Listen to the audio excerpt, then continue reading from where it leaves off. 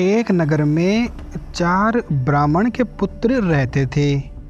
चारों में गहरी दोस्ती थी और चारों ही गरीब थे, निर्धन थे।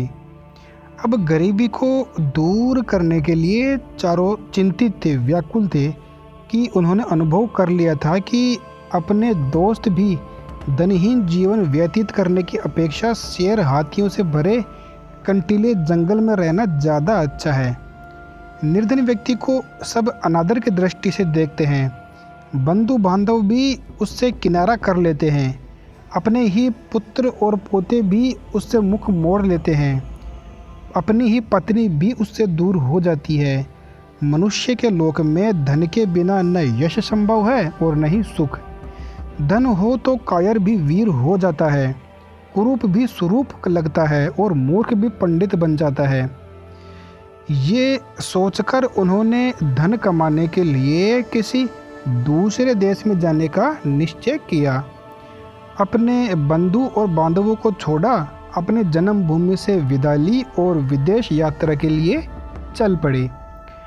चलते चलते शिप्रा नदी के तट पे वे पहुँचे। वहाँ नदी के शीतल जल में स्नान करने के बाद महाकाल को प्रणाम किया। थोड़ी दूर आगे जाने पर उन्हें एक जटायुधारी योगी दिखाई दिए। इन योगीराज का नाम था भैरवानंद। योगीराज इन चारों नौजवान ब्राह्मण पुत्रों को अपने आश्रम में ले गए और उनसे प्रवास का प्रयोजन पूछा, मतलब उनके कारण पूछा आने का। चारों ने कहा, हम अर्थ सिद्धि के लिए यात्री बने, यानी कि हम धन कमाने के लिए यात्री बने हैं। धन कमाना ही हमारा लक्ष्य है। अब या तो धन कमाकर ही लौटेंगे या मृत्यु को प्राप्त होंगे या फिर मर जाएंगे। इस धनहीन जीवन जीने से तो मृत्यु ही अच्छी है। योगीराज ने उनके निश्चय की परीक्षा के लिए जब ये कहा कि धनवान बनना तो देव के अधीन है, तब उन्होंने उत्तर दिया, यह सच है कि भाग्य ही पुरुष को धनी बनाता है, किंतु साहसिक पुरुष भी अवसर का लाभ उठाकर अपने भाग्य को बदल देते हैं। पुरुष का पौरुष कभी कभी देव से भी अधिक बलवान हो जाता है, इसलिए आप हमें भाग्य का नाम लेकर निरुत्साहित न करें। हमने अपने धन कमाने का प्रण पूरा करके ही लौटने का निश्चय किया है। आप अनेक सिद्धियों को जानते हैं, आप चाहे तो हमें सहायता दे सकते हैं, हमारा पथ प्रदर्शन कर सकते हैं। योगी के कारण आप योगी होने के कारण आपके पास बहुत सारी शक्तियां हैं। हमारा निश्चय भी महान है, महान ही महान की सहायता कर सकता है। भैरवानंद को उनकी दृढ़ता देखकर बहुत प्रसन्नता हुई। प्रसन्न होकर धन कमाने का एक रास्ता बताते हुए उन्होंने कहा, तुम हाथों में दीपक लेकर हिमालय पर्वत की ओर जाओ। वहाँ जाते जाते जब तुम्हारे हाथ का दीपक नीचे गिर पड़े तो वहीं ठहर जाओ। जिस स्थान पर दीपक गिरे उसे खो दो, वहीं तुम्हें धन मिलेगा। धन लेकर वापस चले जाओ। चारों युवक हाथों में दीपक लेके चल पड़े। अब कुछ दूर जाने के बाद उनमें से एक के हाथ का दीपक भूमि पर गिर पड़ा। उस भूमि को खोदने पर उन्हें ताम्रमयी भूमि मिली। ताम्र मतलब तांबे की भूमि मिली। वो एक तांबे की खान थी। उसने कहा, यहाँ जितना चाहे तांबा ले लो। अन्य युवक बोले, मूर्ख, तांबे से दरिद्रता मतलब गरीबी, तांबे से थोड़ी तो गरीबी दूर होगी। हमें आगे बढ़ना चाहिए, आगे इससे भी अधिक मूल्य की वस्तु मिलेगी। उसने कहा, तुम आगे जाओ, मैं तो यहीं रहूँगा। यह कहकर उसने अपनी इच्छा से तांबा ले लिया और घर लौट आया। अब बचे 3 दोस्त, वो आगे बढ़े। कुछ दूर आगे जाने के बाद उनमें से एक के हाथ का दीपक जमीन पे गिर पड़ा। उसने वहाँ जमीन खोदी तो चांदी की खान पाई। बहुत खुश होकर वो बोला, यहाँ जितनी चाहे चांदी ले लो, मगर आगे मत जाओ। शेष दो मित्र बोले, पीछे तांबे की खान मिली थी, यहाँ चांदी की खान मिली है, निश्चित ही आगे सोने की खान मिलेगी, इसलिए हम तो आगे जाएंगे।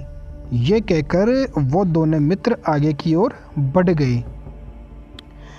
उन दो में से एक के हाथ से फिर दीपक गिरा और उस जगह खोदने पर वहाँ सोने की खान मिल गई। उसने कहा, यहाँ जितना चाहो उतना सोना ले लो, हमारी गरीबी का अंत हो जाएगा। सोने से उत्तम और कौन सी चीज़ होगी? आओ, सोने की खान से हम चाहे जितना सोना खोद लें और घर चलें।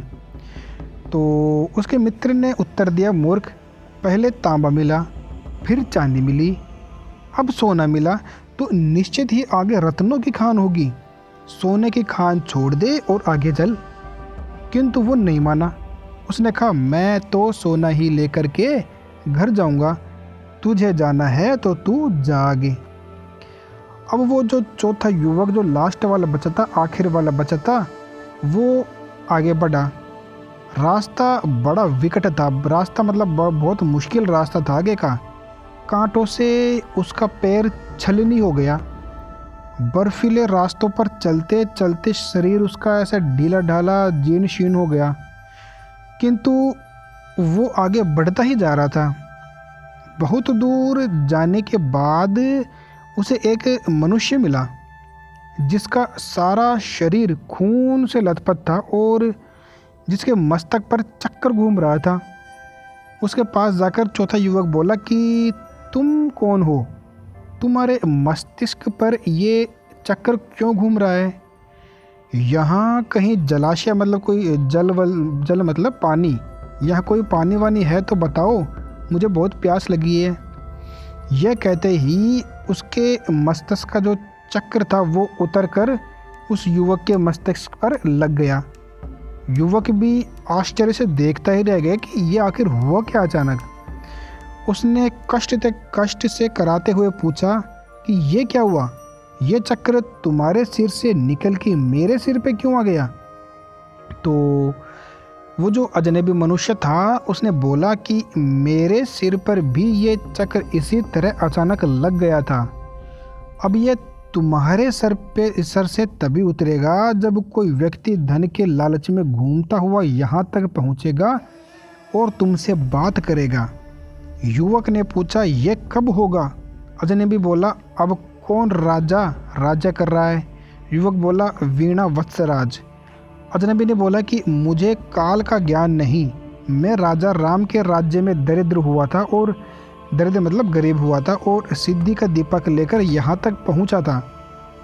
मैंने भी एक और मनुष्य से यही प्रश्न किए थे जो तुमने मुझसे किए हैं। तो युवक बोलता है, लेकिन इतने समय में तुम्हें भोजन और जल कैसे मिलता रहा? तो उस अजनबी जो युवक था उसने बोला कि यह चक्र धन के अति लोभी पुरुषों के लिए बना है। इस चक्र के मस्तिष्क पर लगने के बाद मनुष्य को भूख, प्यास, नींद ये सब नहीं सताते, केवल चक्र घूमने का कष्ट ही उसे सताता रहता है। चक्र घूमता है तो सर में बहुत भयानक पीड़ा दर्द होती है। वो व्यक्ति अनंत काल तक कष्ट भोगता रहता है और उसको मृत्यु भी प्राप्त नहीं होती है, उसकी मृत्यु भी नहीं होती है। वो जीवित रहता है और वो चक्र उसके सर पे घूमता रहता है और उसे भयानक पीड़ा होती रहती है। ये कह के वो जो अजनबी युवक था वो वहाँ से चला गया और वो अति लोभी ब्राह्मण युवक जो लास्ट वाला बचा था वो उस चक्र का कष्ट भोगने के लिए वहीं पे रह गया।